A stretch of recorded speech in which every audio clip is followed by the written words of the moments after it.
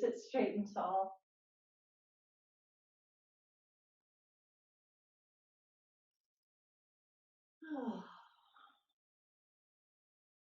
Bring the palms down on top of the thighs. Relax the shoulders. Relax the neck and the jaw and the tongue and all those things. Feel a descent of the buttock bones and the release of the legs. And then roll the shoulders back to expose the front armpit chest. And bring the palms together. Close the eyes from top to bottom and turn the attention inward. Observe the sound and the movement of the breath. Coming in and out through the nose.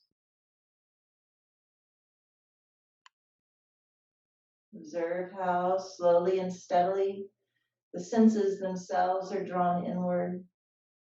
That sense of touch, the touch of the breath in the inner body, and that sense of hearing drawn towards that inner sound of the breathing, soon to be chanting.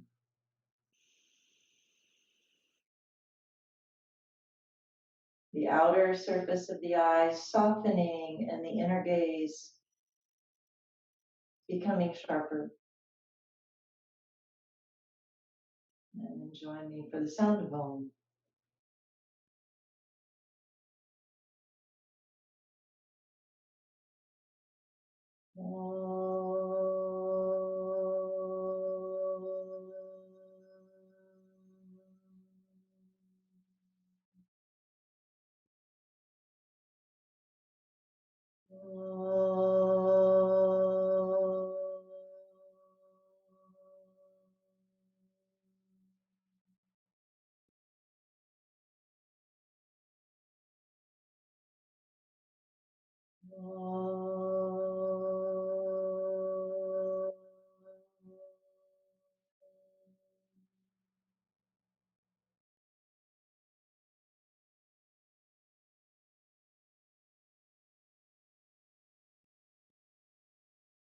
Release the head down towards the heart center and surrender there.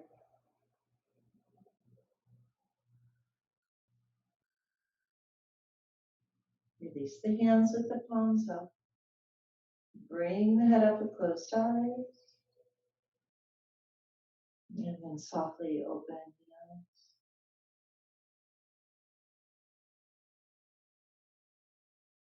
All right.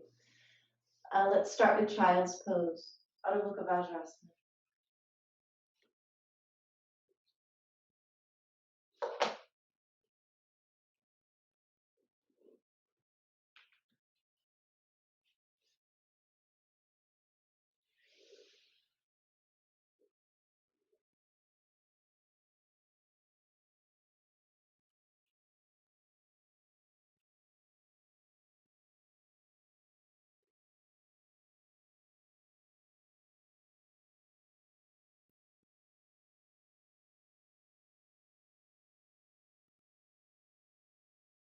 Feel the press of the inner hand, thumb and index fingers down. And as well, feel the press of your fingerprints down.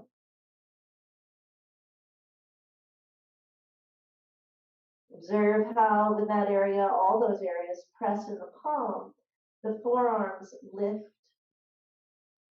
and the outer upper arms firm in.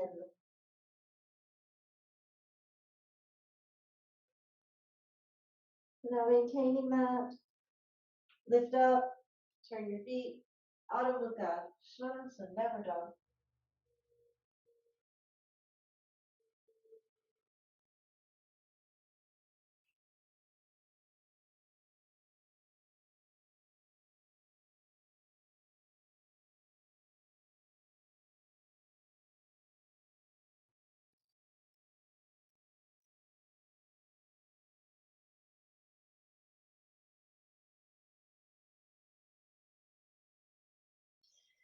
Now in downward dog, keep that press of the inner hand, even the fingerprints down, so the forearms are lifted.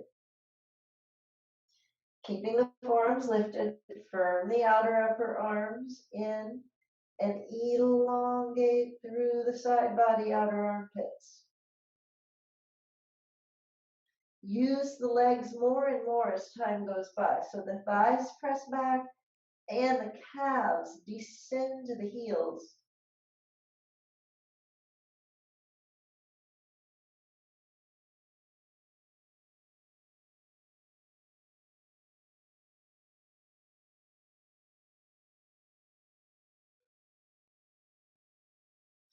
Then walk the hands back to the feet. Keep the legs lifted, and you can keep the fingertips down if you wish, but if you can, hold the elbows and draw the biceps, the inner upper arms, downward.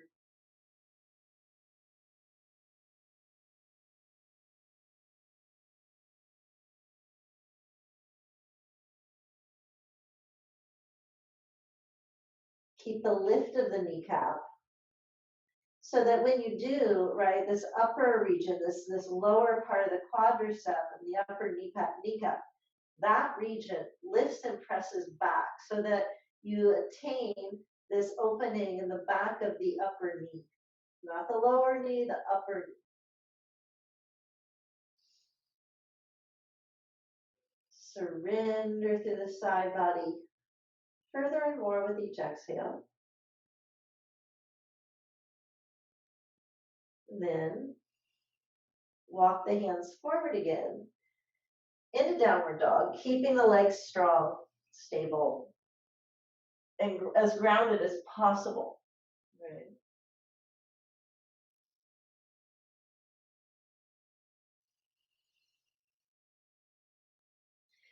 Now, as you rebuild all those things, that elongation, especially in the outer body, feel now how you can move the chest in the direction of your legs. So it's like you're taking your chest towards your thighs.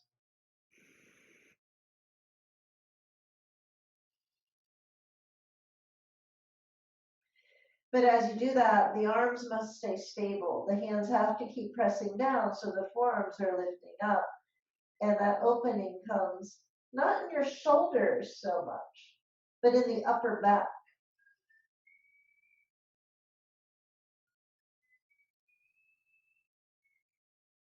And then walk the hands again back to the feet. Hold the arms in the opposite crossing.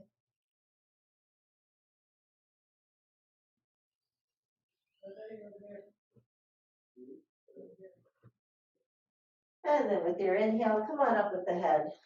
Last. Come to standing in Tadasana.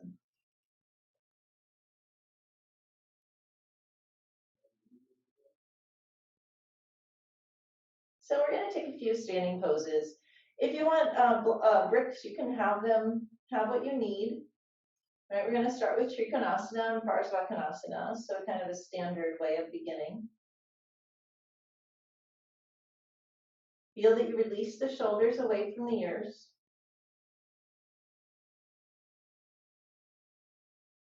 Good. And then with your inhale, jump.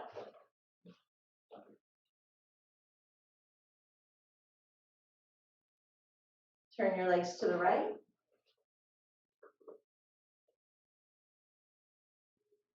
And exhale, Utthita Trikonasana.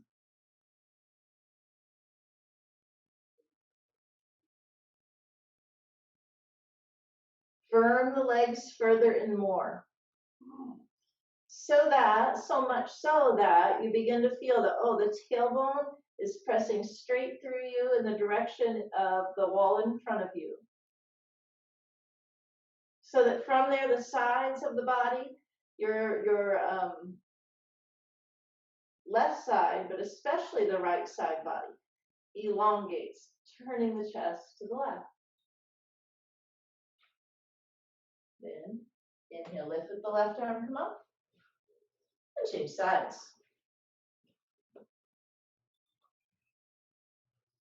Come on in.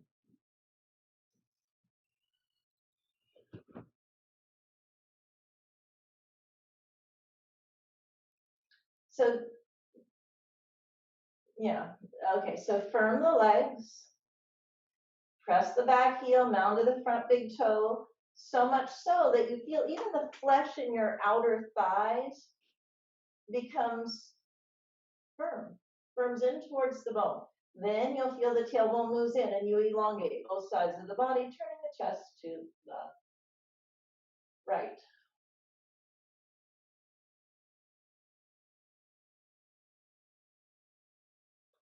Inhale, lift and come up. Turn the feet forward and go back to the first side. So now when you do, bring your hands to your hips. What I want you to consider is where you end up when the legs get really firm in the pose. So a lot of times what I see happening, and I see a few of you, but you know, you're tiny little squares, but from what I can tell, there's a few of us that are doing something like this to get into the pose. You see how I like thunk, or like that area just flops out. And then it's so much that I have to rebuild once I get down there. So as you progress with your standing poses, it's like we build here. Already I'm doing actions of Trikonasana. Then it's a matter of how do I maintain those things. You see how this hip does not clunk out. It stays firm. So when I hit this hand down, I'm already doing the actions of the legs. I don't have to rebuild them. That's it. So come on, try and maintain the actions of the legs. So the rebuilding process is much more slight. In time, you'll be like, oh, I just hit the pose, there it is. But it's also the first pose of the class. So, you know, it takes a moment, but you get the idea. Turn the chest and look up at that left thumb. Then inhale, lift from the left arm, come up. And once again, change sides. So begin the legs here, lifted kneecaps, right? So that you're opening the back portion of the upper knee. So that as you enter the pose, oh, already there's that strength that you can build from. Turn the chest and look up at the right hand.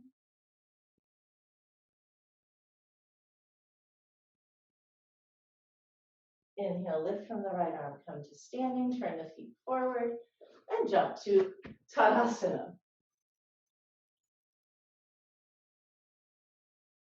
Good. Utthita Parsvakonasana. Jump. Go to the right. So same thing, feel how strong that back leg becomes, and then flow through the right leg and come on in. Left arm up and over. Then build from that strength again.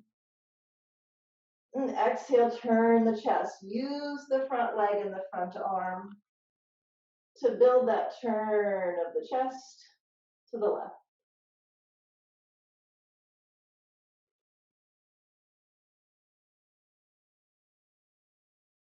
Then inhale, come on up.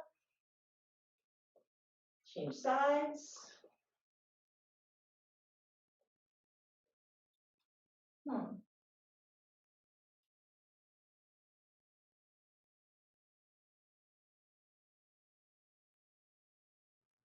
Press the knee into the arm and turn the chest to the right.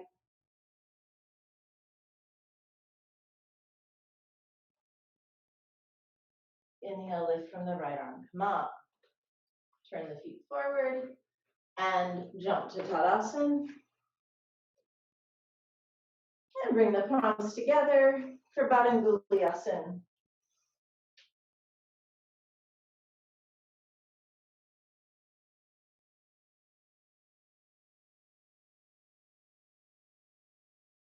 Good, change sides. So as soon as you find the arms are overhead, awaken the legs again.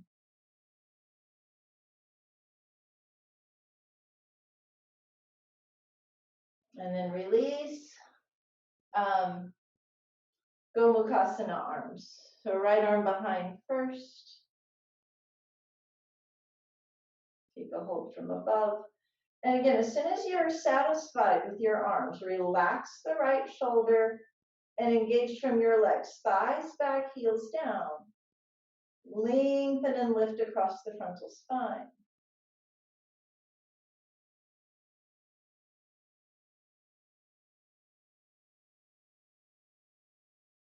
And then change sides. Okay.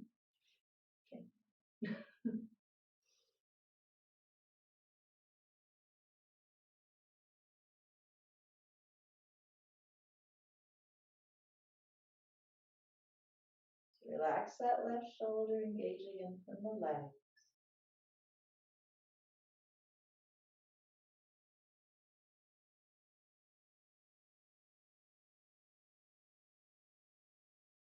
Okay, Tadasana. So Uttita Parasvakonasana one more time. So jump.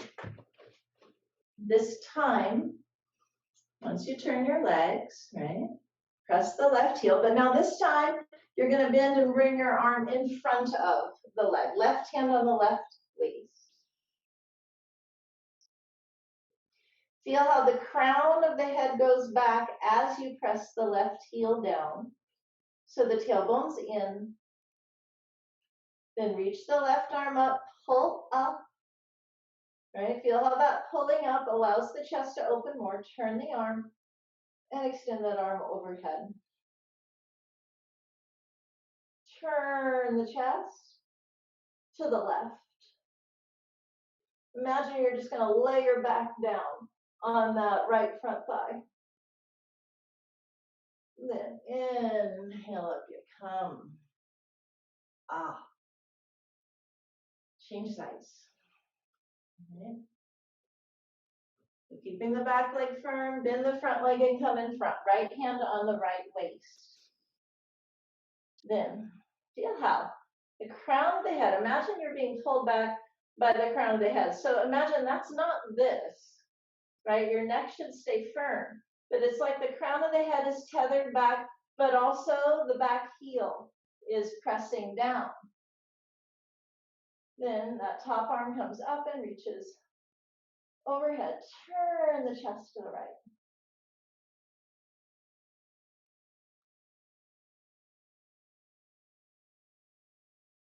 Then inhale and come on up. Feet turn forward and you can then jump. Tadasana. Feet hips distance. Inhale, reach the arms up and take soft Uttanasana. So just hold the elbows. Relieve any of the strain that may have come into the lower back. But how do you relieve that? Yes, bending forward helps, but activating the legs is ultimately where you build that relief. So do that there.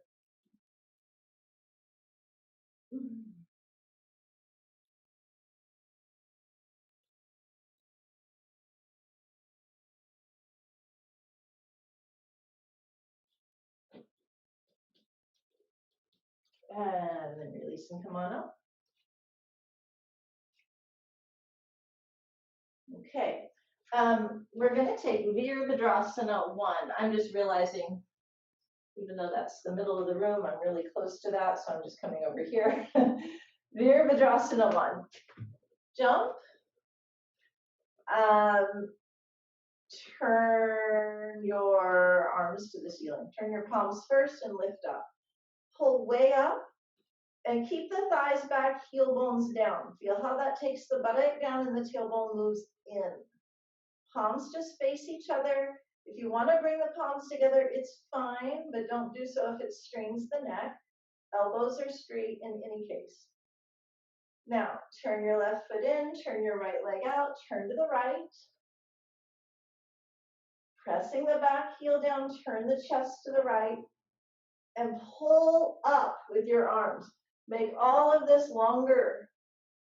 Now inhale, and with your exhale, bend the front leg and turn the chest again to the right.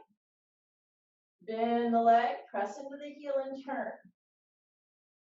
The more the chest lifts up, the more the crown or the occipital ridge lengthens back. Remember what we said on Friday about this outer upper knee. It stays lifted as if Guruji's hand were there. Then pull up with the arms, straighten the front leg. Come back to center. And bring the hands to the waist. Thigh bones back. Roll the flesh of the buttock down to the heels. Feel that the tailbone is in. Feel that this region in the frontal leg is open. Then, again, arms wide. Turn and lift. And pull way up. Maybe the hands come together. That's up to you. Now turn the legs to the left. And lift. Anchor that back heel, outer back heel, and turn the chest to the left. Now lengthen more and more as you bend the front leg. Bend, then turn the chest to the left and anchor that left heel down.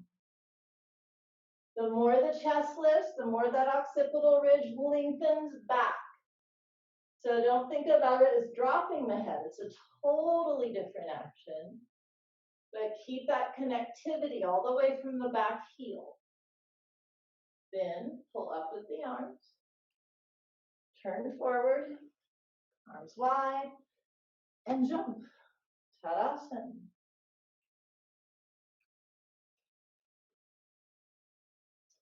Okay, so here's where we're going to go with this. Let's see.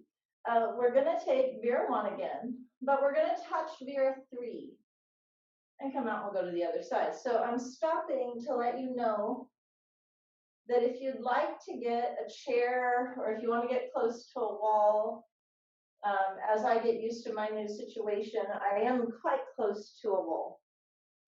So have something if you want for your fingertips. However, when I say that, that can work for you and against you. So here's the thing. If you put your fingertips down on something, just watch for just a second, right? So if I go to that wall, we'll go in, we'll get this distance, and now watch, buttock to that back heel to the buttock.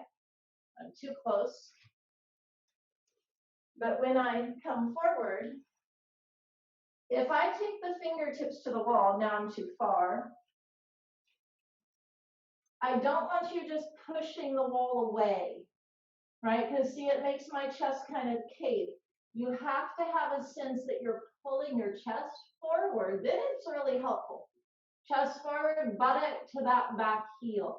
And you see it connects my tailbone. If I don't use it that way, tailbone is disconnected. So it's easy to make the shape, but not find the pranic action. Was that obvious? Kinda. It should be able to maintain the tailbone in action. And if you use your hands to pull your chest forward, it'll be more likely you find it. Okay, so just that. And if you don't use a chair or something, well, you have to do that without. That's all. So come on, let's jump. Give yourself enough room if you're in my sort of situation and lift. This is why I hesitated going in this direction, but it might end up being a better thing, who knows. So Veer 1. Then tilt about halfway forward, come up on the back toes and roll the buttock to the back heel. Pull the back heel to the buttock. So already the low back's long. Then step forward, and if your fingertips touch, they push down a little. So the chest pulls forward and the buttock reaches into that left heel. And if you don't touch, you got to do all those things. Then Veer 1. Lift and come up. Hands to the waist. As you're ready, regroup. I'm scooching. Maybe you should too. I don't know. Reach overhead. Turn to the left. Now lift and lengthen as you bend. Turn your chest again, bend. Now coming in, you want to go about, I don't know, a quarter of the way. Then you turn that back foot and you roll the buttock to the back heel and you pull the heel to the buttock. Then go on. Chest to your hands, buttock to that right heel. Be there a few breaths. Keep the chest going slightly lower but forward. Lift the back leg more. Good, good. Veer one. Good. Come to center, arms wide, and jump. Padmasana.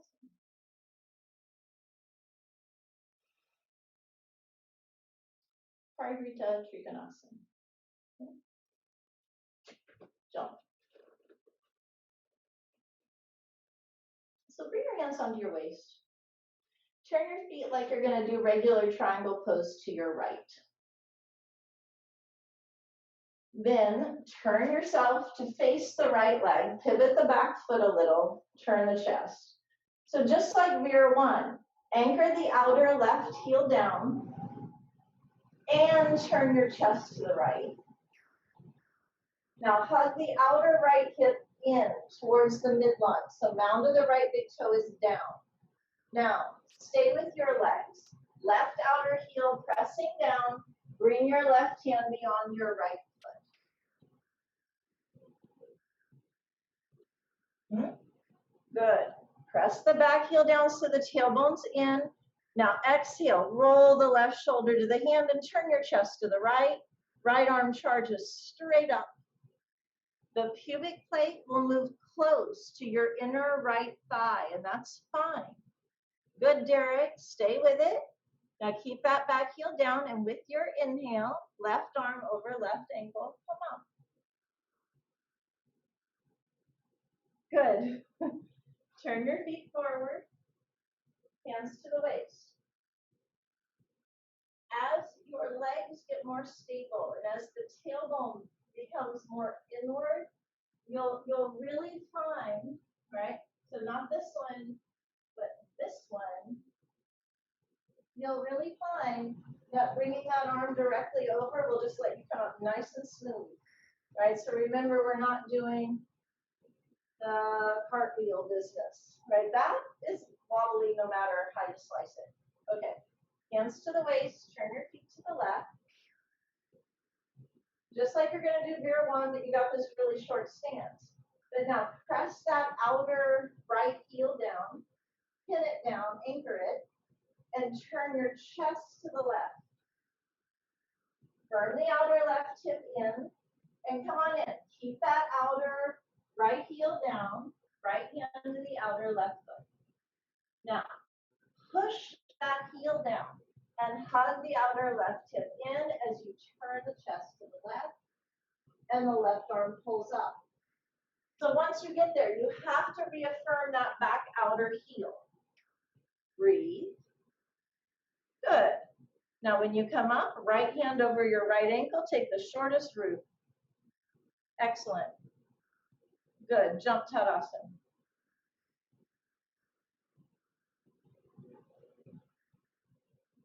I want to get to back bends, so we're not going to take a whole lot of time with all these today. We can do this again and again and again and again.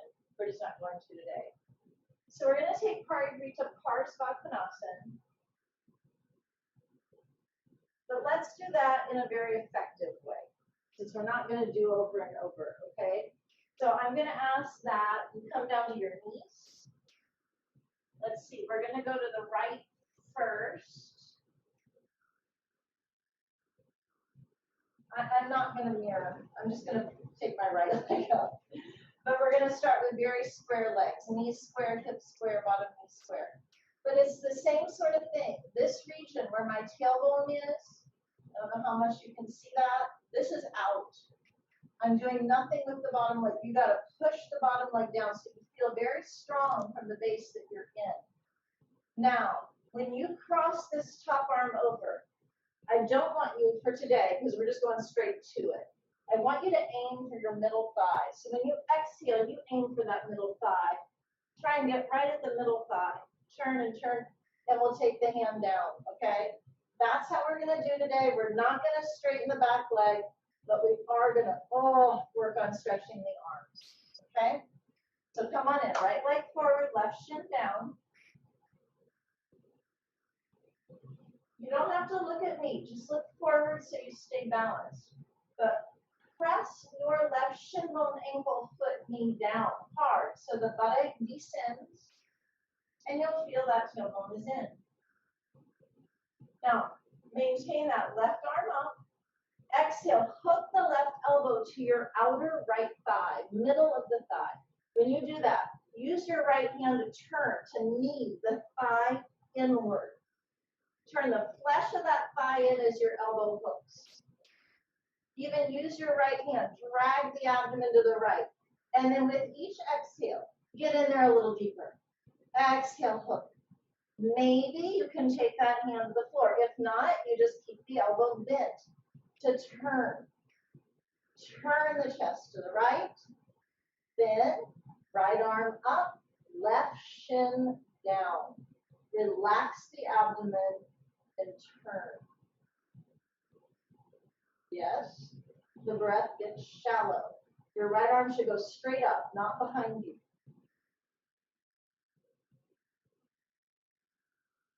Then release. I'm just turning around so I can see you. But now bring your left leg up, hands to the waist. Press the right shin so the buttock is down. You can even hook this left thumb in the hip. Now, let's see. You're twisting to your left, right? Yeah, so your left thumb hooks the hip. Reach up with your right arm and exhale. Hook right to that outer thigh. Take your time.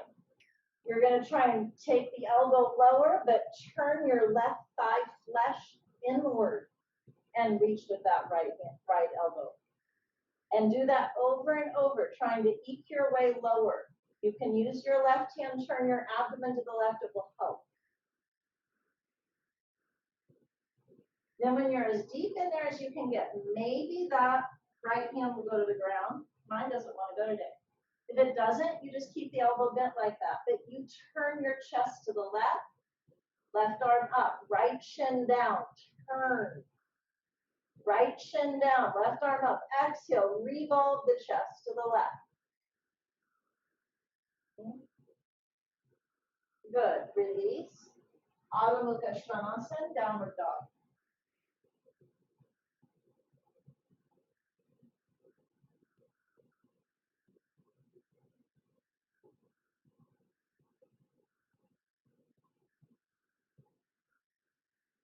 Walk your feet forward. Inhale, come up. One last standing pose here. Prasarita Padmasana. Jump.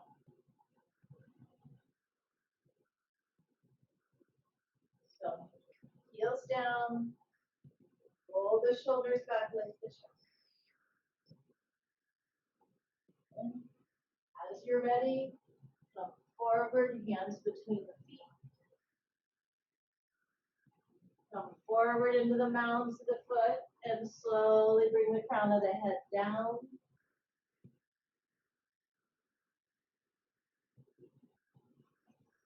Prasarita Padmasana, put the head on something. If it doesn't reach the floor, that's fine. Spread the mounds of the foot. Open your outer knees.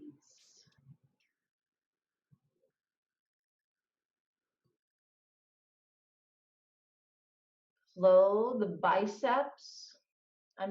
your triceps, the upper part of your back arm, towards your elbows.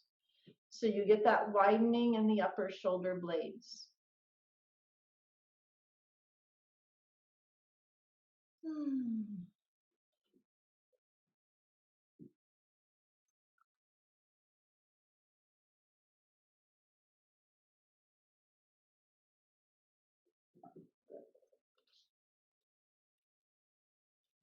Bring the hands to the waist. Inhale, come up with the head last. Heel toe the feet. together.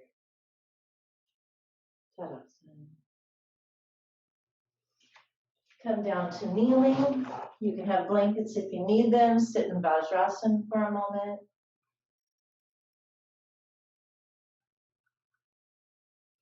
We're going to take Parigasana.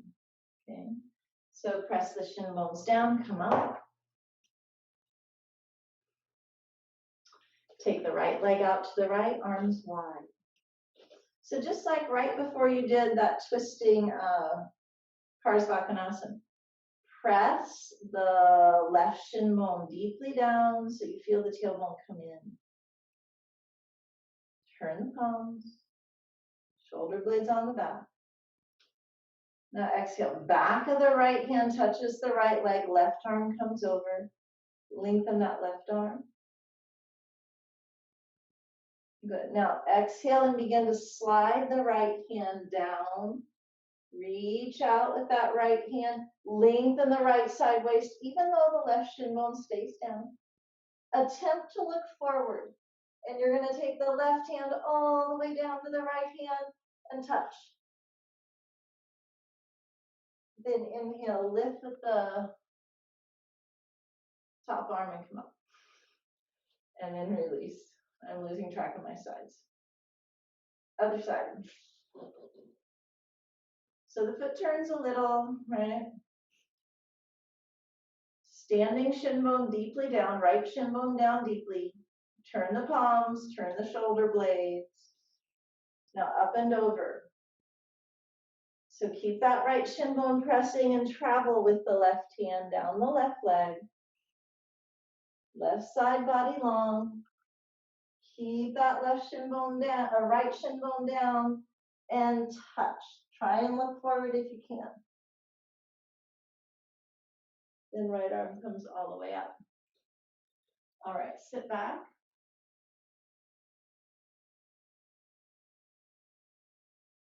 Let's see. We're going to do that again. Just for a second, please watch. So, we all have different limitations in the body. And that's understandable, and that's why we practice yoga, is to deal with these limitations, right, and all those things.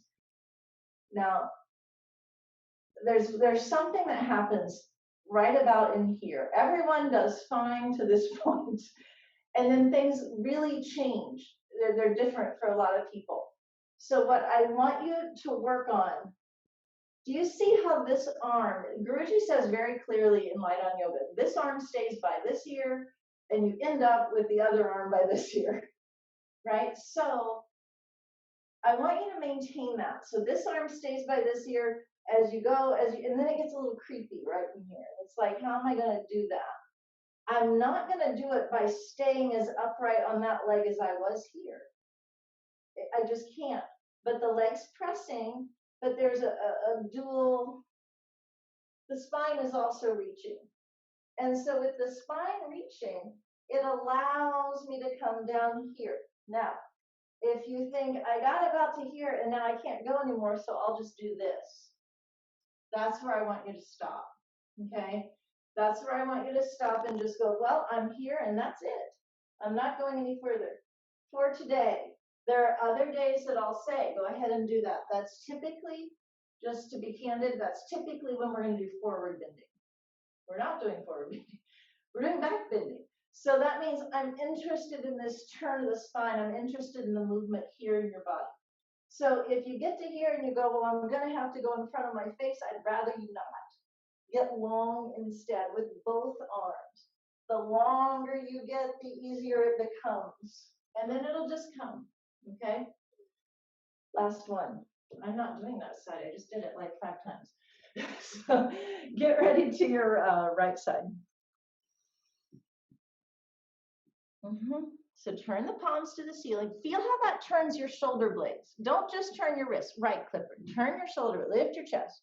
Now, standing left shin down, you're going to take the arms up and over, right hand down to the right leg, press the left shin. Great, there's stability. Now, exhale, start to slide that right hand down. and lengthen your right side body. It's only going to lengthen so much, but that's where the effort goes. Press the left shin just for stability, but feel how your arms, both of them, are reaching to the right. And maybe, if you can, you're going to bring that top hand down. It doesn't mean you're not going to turn some. That's right, Harmony. Yes, you guys have it. Go on. That's it, Orna. Keep going. Oh, keep going a little more. You can do it. Good. And then inhale. Come on up. Yeah, that's right. Go to the other side. I'll do it with you.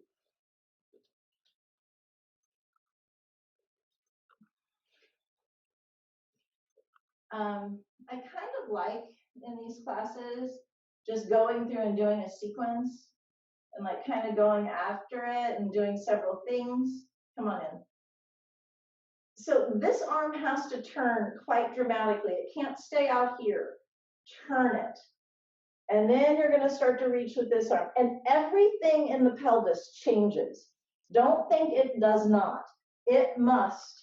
It has to sort of transform. And then come all the way up. Sit in Virasana and have a couple bricks available. Okay. You can have a blanket under your calves or your shins if you want. You can sit on a brick or a bolster or a blanket if you want. Just be in Virasana in the way that you can be in it.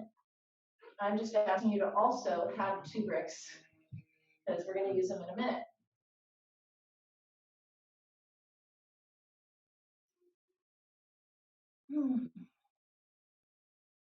So once you're there, and if for any reason Virasana just seems extremely difficult, if you have knee issues or anything like that, go ahead and use the blanket between your calf and your thigh, you know.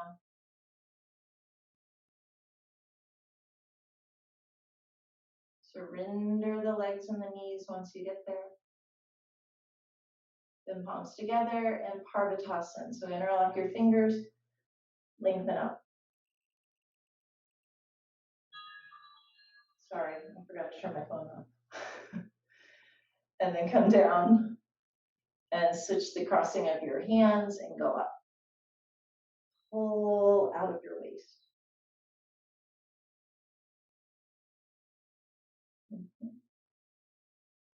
Down. Exhale, turn to the right, palm down. Pull with the front hand to roll those thick back ribs towards the elbow.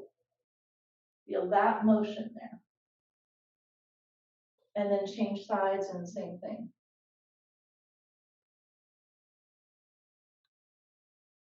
Now do it again, but turn the palm up. But same thing, press with the hand to get the motion of those back ribs to move. That should come a little bit more readily because we did the twist. Go to the other side. And then come back to center. Now, watch, I'm going to change directions so you can see what I'm asking you to do. But you're going to stay in your Virasana, if possible. If you need to move around, it's fine. But you take a couple bricks. You see how I'm turning one on the low height and one on the medium height right on top of that brick. Now, if you're sitting on a 3rd brick or a blanket, if you're on a blanket, there's more blanket back there behind you. You just do those bricks like that on top of that blanket.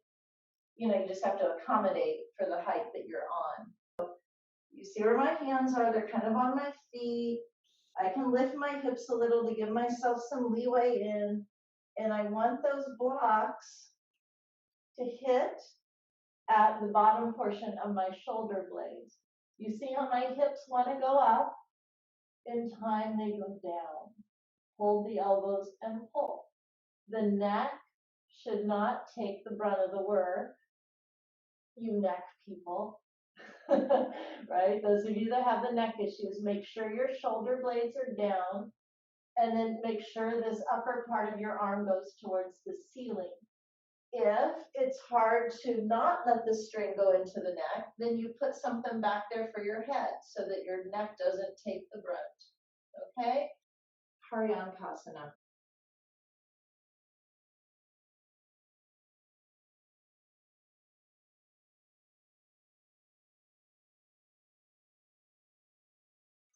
That's it, everyone. Now, good. Feel how, imagine I'm standing gently on your front thighs, and you just want to take them down in order to get lift in the chest.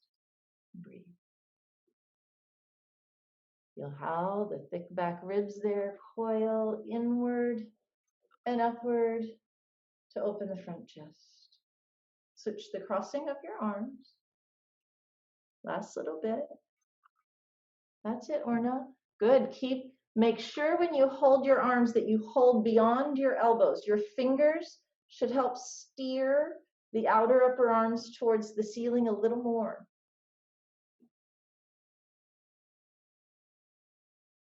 Good, everybody. Then release the arms. Use your hands to push the floor away and lift up.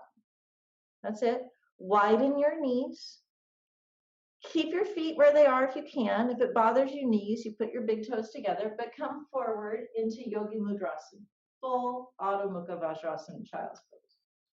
Or Adho Mukha Virasana, I should say.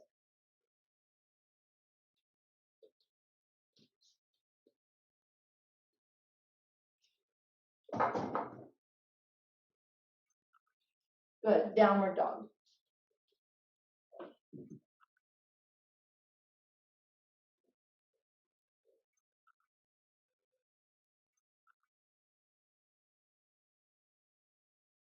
Open the back of the upper knees.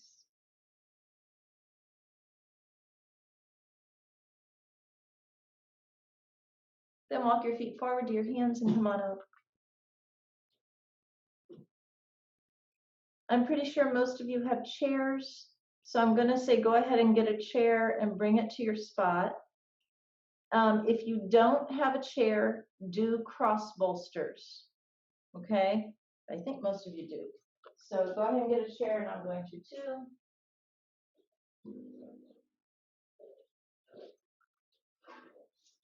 Bring it back to your spot. One good thing about this new change that I've made here in this studio is I can be against a wall and you can actually see what it is I'm doing, so that's kind of nice. You can be at a wall here if you want. It's nice. So if you have a wall to be at, go be at the wall. Get rid of your mat for now. If you need a couple blocks under your heels at the wall, it's fine. Have what you need. Don't have what you don't need. So in other words, I want you to have the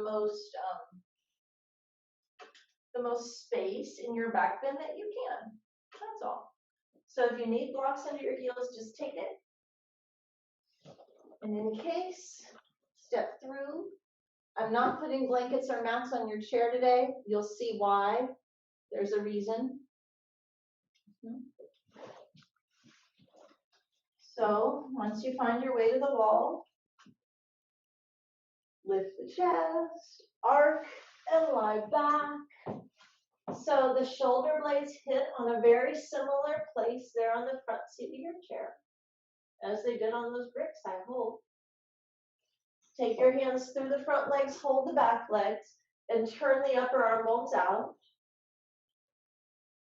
Then as you're ready, straighten the legs, heels reach towards the wall, but then the mounds of the foot have to spread against the wall. The tailbone goes in as the thighs go down, and lift across the chest. Broaden across the chest. Now you stay. I'm coming out. Either stay or go on in there if you're not in there yet.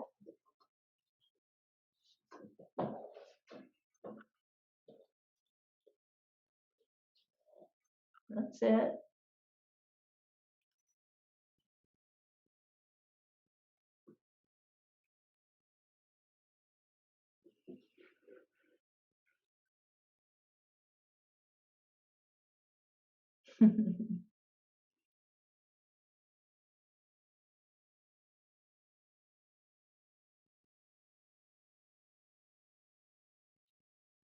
Good. Now bend the knees, grab a hold of the backrest, push the elbows down, lift your chest, come up.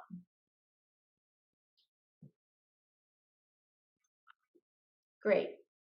Now take a look at what I'm going to ask you to do next. Same thing, it's another chair back bend, but we're going to do a little differently. Now, it might not work for everybody. I don't know. Because I'm going to ask you to have a prop that I'm not sure you all have, and that is a thin mat. You know, back in my Ashtanga days, I fell in love with Manduka mats, loved them, and then I fell deeply out of love with them. Because in the Iyengar system, we use our mats for so many things, and a lot of times when you have thick mats, you can't do it. So if you do have a Manduka and you have $25, you can get a thin mat too. I did that, and then eventually I ended up cutting out my Mandukas and using them for weird things, for spare parts. And now I just have these. So what you do with your thin mat is you put it on the ground and you double it like that. I hope you can see I have that doubled. And then I start rolling. And what you do is you kind of stagger this free end. You see, I didn't let the ends exactly touch. They're a little staggered. It's not such a big deal. You know, you'll figure it out as you do it. But then you make this a super tight, as tight as you can. And you roll it, roll it, roll it, roll it, roll it, roll it, roll it, until you have a roll, a mat roll. The thing of it is you can't really do this with a blanket. You need a mat. And you need a thin mat or it just won't work. So if it doesn't work, it doesn't work. See if you have something around that you can double for it, or you just do chair back bend again. Watch, here's how I'm going to do chair back bend using this. Okay, two things. Number one, I want to keep it nice and tight like that. I'm going to use it first for my tailbone. Then I'm going to use it for my upper back. Okay, so again, if back bends are difficult for you, just do what you just did and work on chair back bend. But if your body's pretty open and they feel good, and I think most of you are there, I want you to be able to do this because it's really kind of great. So I get ready to do the chair back bend I just did, but watch. I'm going to take this mat, put it between my legs and sit on it. And I hope you can see that the mat comes about to the middle of the chair, roughly. And I have to move my buttock forward and I archin my back just like I normally would, but I can't lose the mat, so you just kind of gotta work it out. And what you'll find when you get here, I have a little bit too much mat underneath. What you'll find when you get there is the mat should be on your sacrum and tailbone. Now I've got it. So the hips are a little lifted. To begin, I press my inner heels down. I can take my hands beneath just like we did before. Same exact pose. It's just, oh, I have this nice lift of the tailbone. And it allows the chest to open so much more. It's really quite nice. So come on, let's give that a try.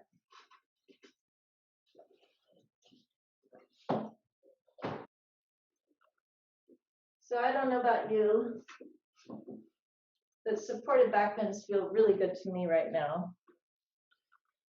They kind of lift the spirits and open the lungs and all those things. So that's what we're trying to do tonight.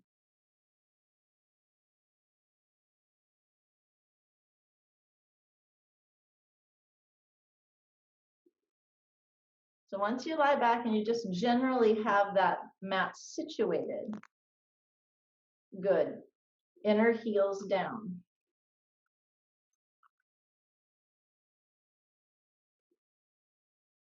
That's it. Then you can grab onto the arms, through the front legs, hold the back legs, and you can straighten the legs. Good. And Emily, I think you have the cross bolsters, but it looks, I can't see you very well, but you're good. Okay,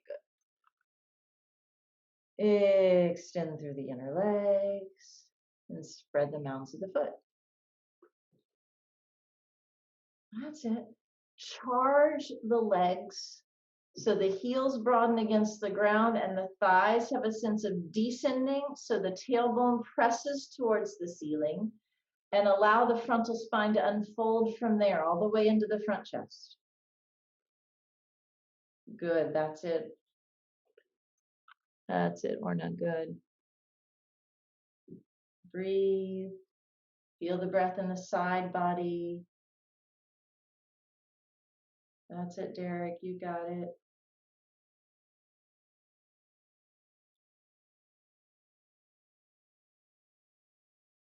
All right, then come on up. So you're gonna bend your knees, hold on to the backrest, lift your chest and come up.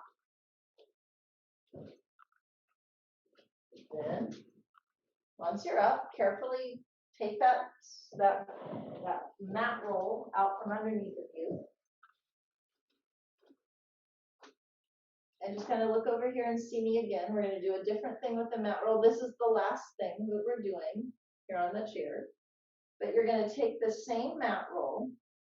Now, see where the end is, the loose end, right? I'm rolling it like that, and there's that loose end. It's not 100% necessary, but it works a little better if you put it into your chair like that. It's going to be back here at the front seat of my chair. And I want it right at that edge, but of course I don't want it to fall off. So you just have to manage it. And you're going to do the same back bend. But now look how I start. I first just hold this leg so that I'm still holding the backrest, and it gives me, my hands kind of pull down and push at the same time. Then you can go ahead and it allows this freedom in the chest and the shoulder joints that I don't feel when I'm just holding on in regular chair back then. So go ahead and give that a try and see how it feels for you. Okay. Last one, and we're gonna all regroup.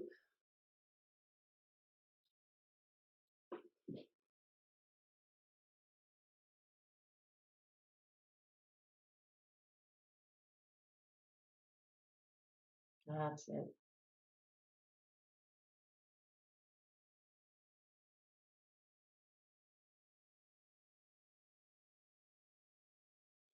Charge the legs to feed the spine.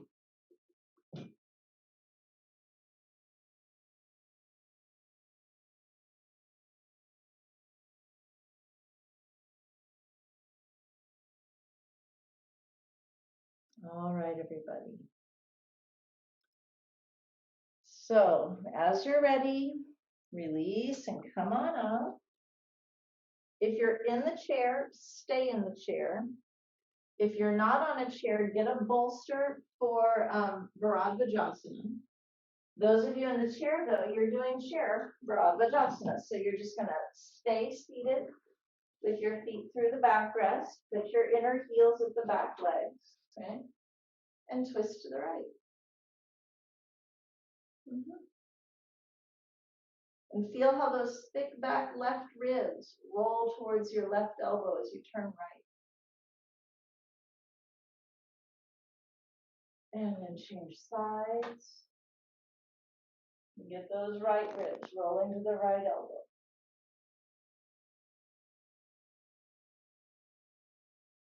If you're on the floor, you just do Bharadvajasana with the bolster like normal. Change sides, twist to the right again. And then twist to the left again. So not long holds. Just ease the body out. And then back to center. All right, everybody. Headstand, or if you're not doing headstand, take your legs off the wall today, okay? One of those two things. Oh, let's see here.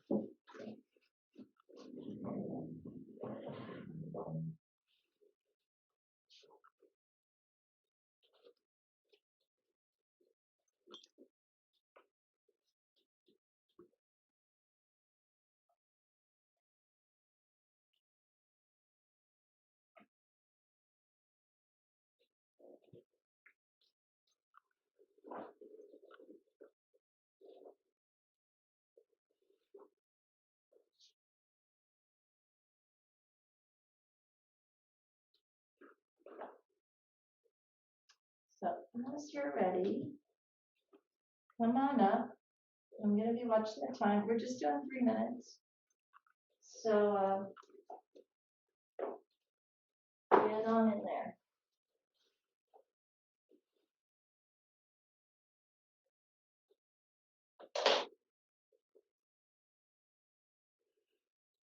Remember how we've been trying to open the palms a little more against the head?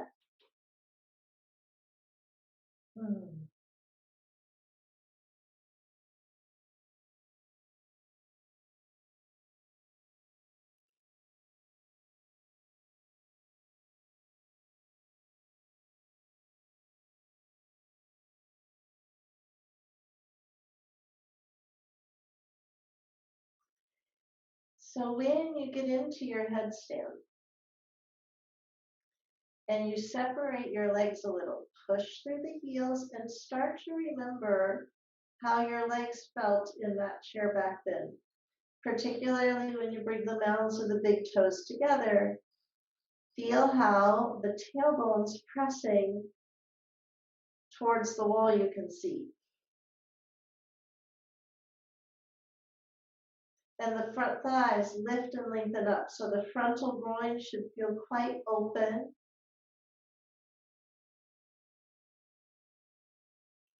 Like when you had that mat against your tailbone.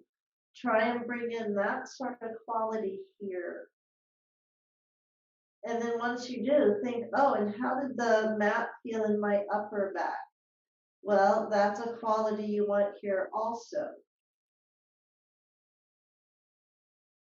So it's almost, weirdly, like you feel the support of both of those places where the mat was in chair back then.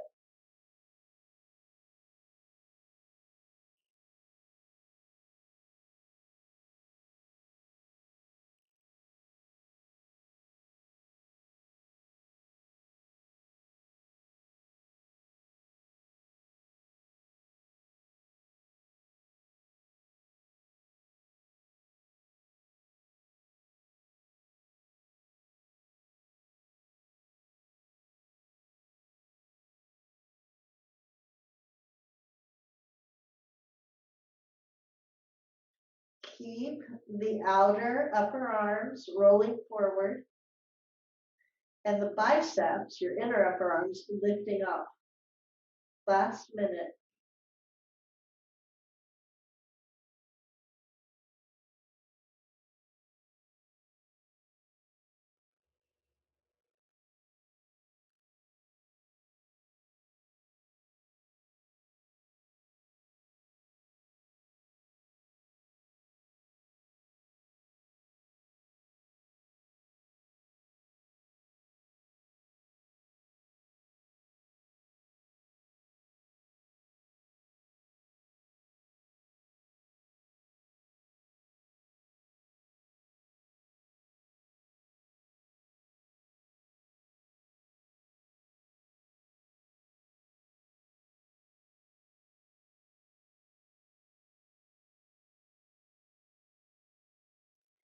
So now you have a minute to come down. So take your time. If you want to be a little bit longer, that's okay.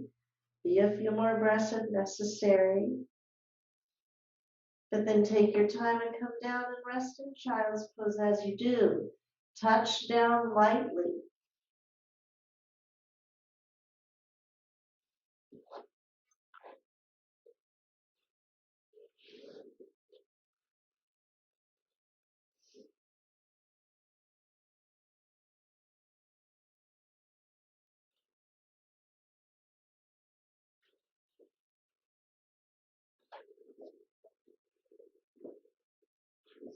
And then as you're ready, put your hands under your shoulders, push the floor away and come up with your head. Wow.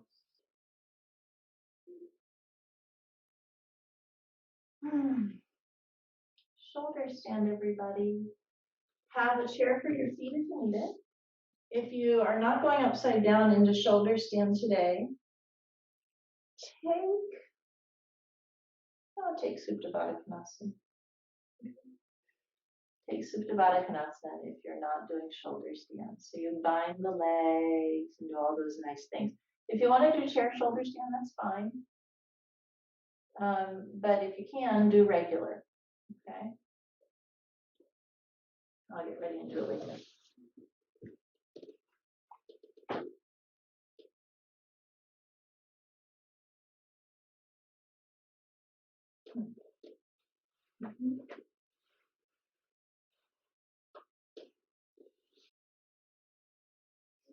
And I guess the thing that I try to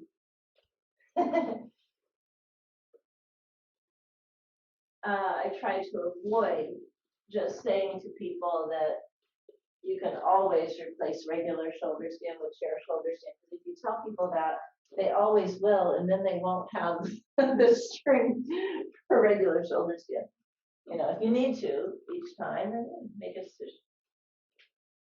Or if there's a physical issue or something, of course.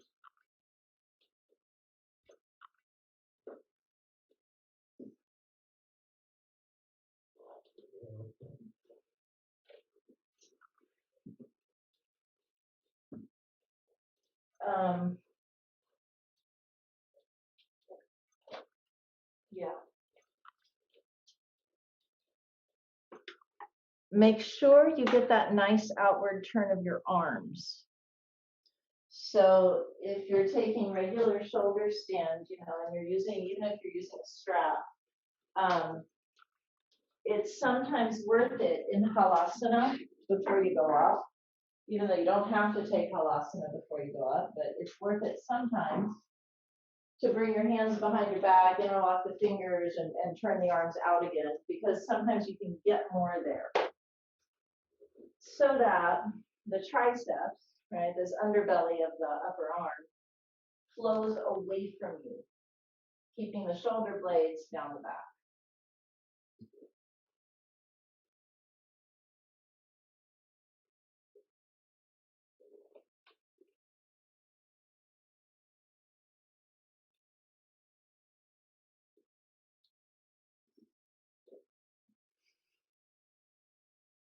So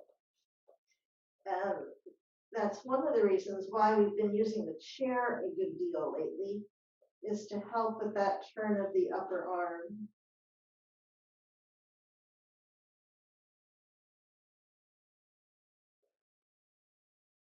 But then, once you come up, make sure to draw the tailbone in. Bending the knees could be quite helpful in doing that. And then just be up.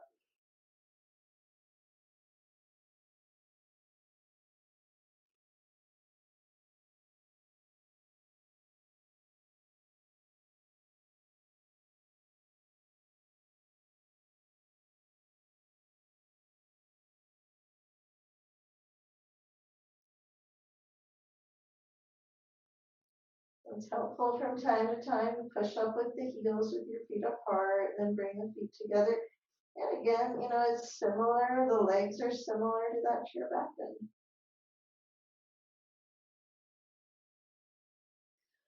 Flow the outer upper thighs in the direction of your head towards that wall.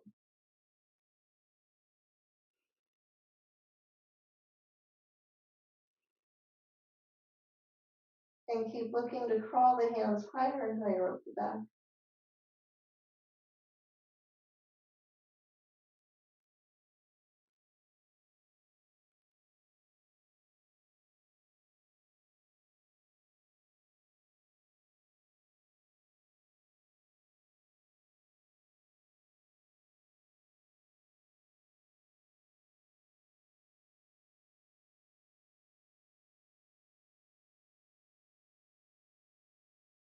Now turn both legs out, kind of like Charlie Chaplin feet.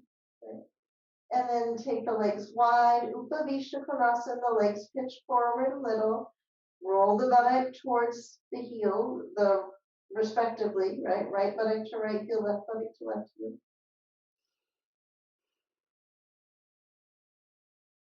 And bring the feet together for Baddha Konasana.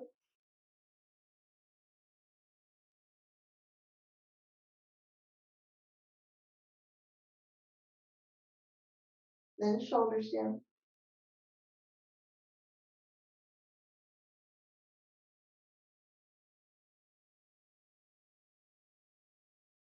We'll do that again. Turn the legs out like Charlie Chaplin. Take the legs wide apart, Upavishta Konasana. Then Baddha Konasana.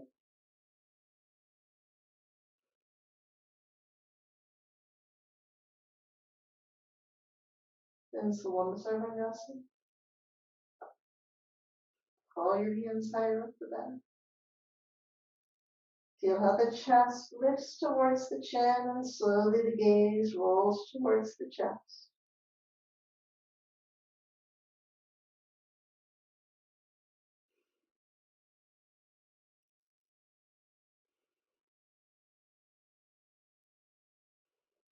Then take the legs to Halasana.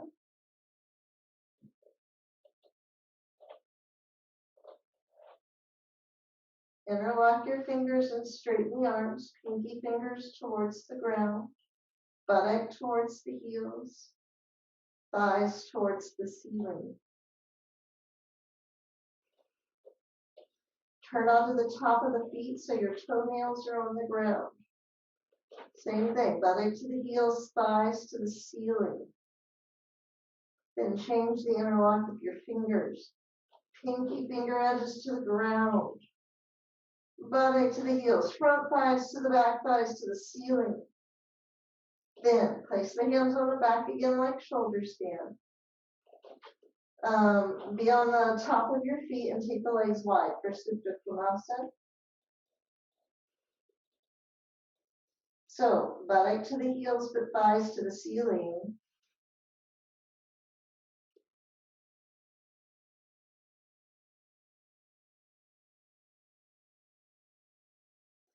Halasana, release your strap.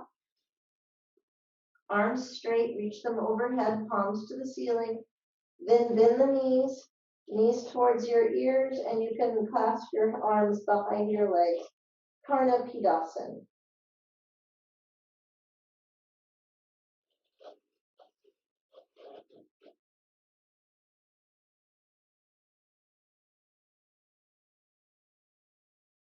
Then straighten the arms, straighten the legs, look back, and slowly with control, keep the legs strong, roll down vertebra by vertebra.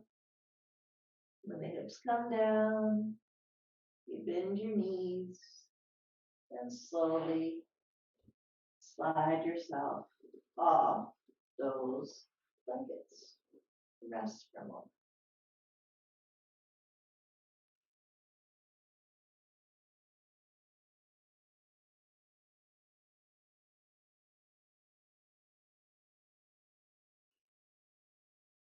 Then keep sliding yourself back till your hips are on the ground. Arms straight out to the sides like Jathara, well, forward, Jathara Padmasana. Knees to the chest. Then take the knees to the left and turn your chest to the right, abdomen to the right. Knees towards the left elbow, turn the abdomen right, but look straight up. And then go over to the right hand side. If you have any kind of abdominal issues, don't do this. Just cross your legs and let them rest on the blankets. Otherwise, Jathara Padmasana, legs to the right, turn your chest, abdomen to the left. Do that twice more, twice to each side. If you feel strong and you want to straighten your legs, the feet hover over the hand, then you can do that. Bend your legs to go back to the center.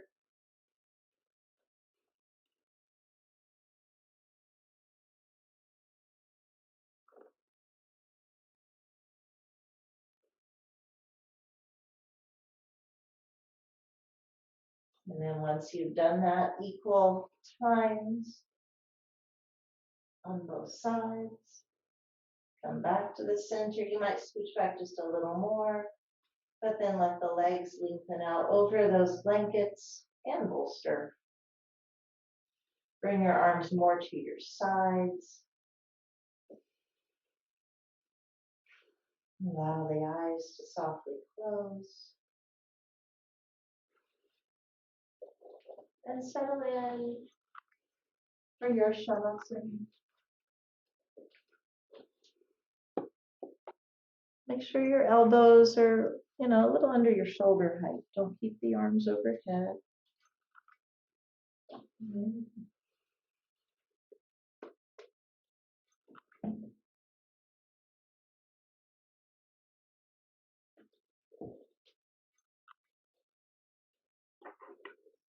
As the eyes close,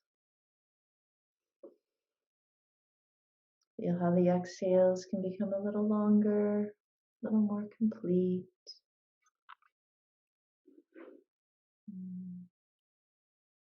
Abdomen soft.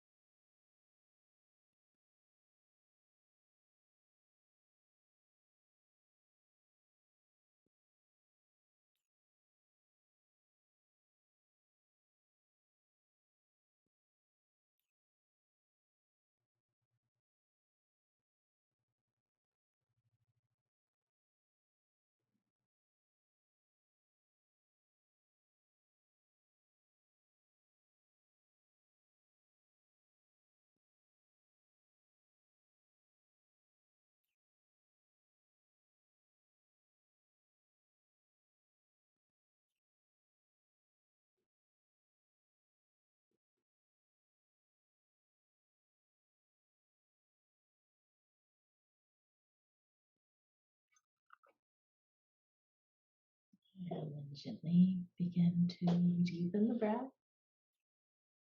And bring the hands to the frontal body if that's comforting for you. But generally just come back to the body. Softly allow the eyes to begin to open. And then bend the left leg and reach the right arm overhead. And turn yourself onto the right hand side. Use the hands, press the floor away. Come on up. And that's all for tonight. Namaskar, everybody.